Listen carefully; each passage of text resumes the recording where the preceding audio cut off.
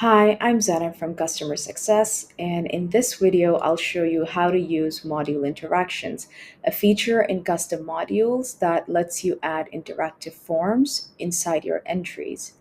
As an admin, you can use this to collect feedback, job applications, or any kind of input. You can also let your users create custom module entries with forms to gather their own submissions. To show you how module interactions work, imagine you're organizing a series of events and looking for inspiring speakers from your community. You want members to submit their talk ideas by filling out a form for the relevant events. With module interactions, you can easily collect and manage these proposals directly within your platform. Head over to the admin area and create a custom module. I've already set one up in advance and linked it to the navigation, but if you'd like a step-by-step guide on how to create a custom module, there's a separate video linked in the description. Once you're inside the module, go to the editor area to choose where you'd like to place the interaction or form within your entry. Now, I've already created a section and a few attributes to explain the event and the topics we're looking for speakers to cover. We're going to create a new section here, call it Submit Your Talk Proposal, and save. We will then click on Element and choose Interactions to add the form here. You have now two options: select or create a form directly on the platform, or add an external link if you're using a third party tool. But creating a form on the platform lets you link it with pipelines, making submission management much easier. We're going to go ahead with this option.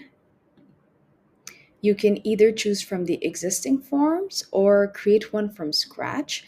Let's go ahead and create a new one, give it a name. When creating the form, you can choose whether entry creators can edit the form questions or accept and reject submissions.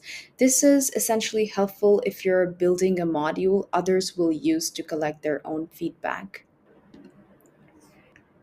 Now, you can label the form submission button however you'd like.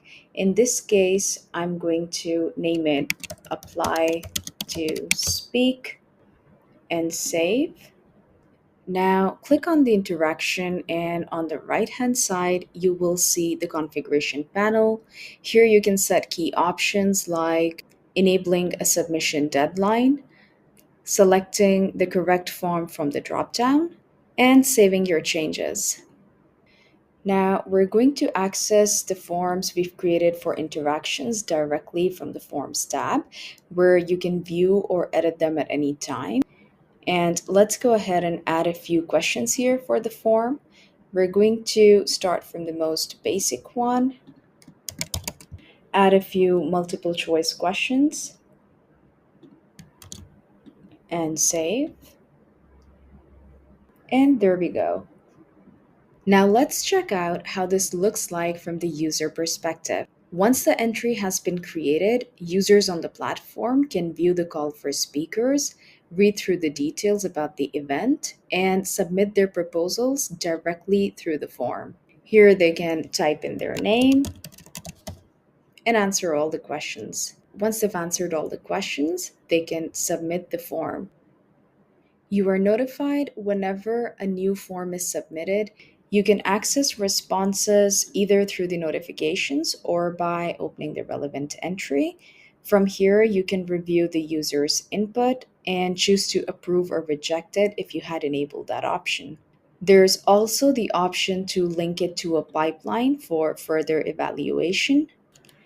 You can create new columns like next stage and drag and drop these submissions directly to the next column.